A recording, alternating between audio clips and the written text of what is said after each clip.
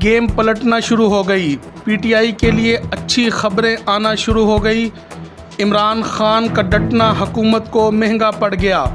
दबंग बयान आने से नई खुशी सामने आ गई। मुल्क भर में जश्न भंगरे शुरू।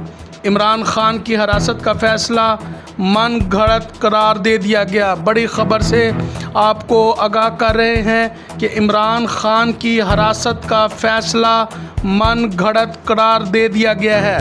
ज़राए के मुताबिक मालूम हुआ है कि अक़वाम मुत्तहिदा में साबिक़ वफाकी वज़ीर मुमलिकत जुल्फ़ी बुखारी लॉ फर्म की जानिब से इमरान खान की गिरफ़्तारी के ख़िलाफ़ अक़वाम मुत्तहिदा में 25 मार्च 2024 को एक पटिशन दायर की गई थी।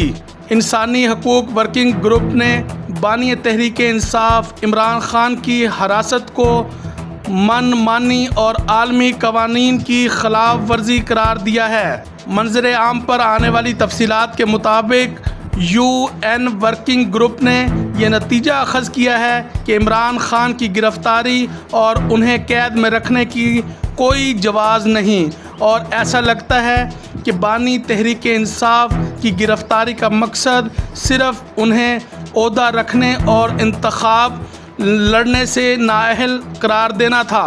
UN वर्किंग ग्रुप ने फौरी तौर पर मुतालबा किया है कि उनको रिहा किया जाए और आज़ादाना तहकीकात का भी मुतालबा कर दिया है। अक़वाम मुत्तहिदा की स्वाबदीदी हिरासती ग्रुप ने मुतालबा किया है कि उन्हें फौरी तौर पर रिहा किया जाए और उन्हें बैनुल अक़वामी कानून के मुताबिक मुआवजे का काबिल निफ़ाज़ हक़ किया जा सकता है।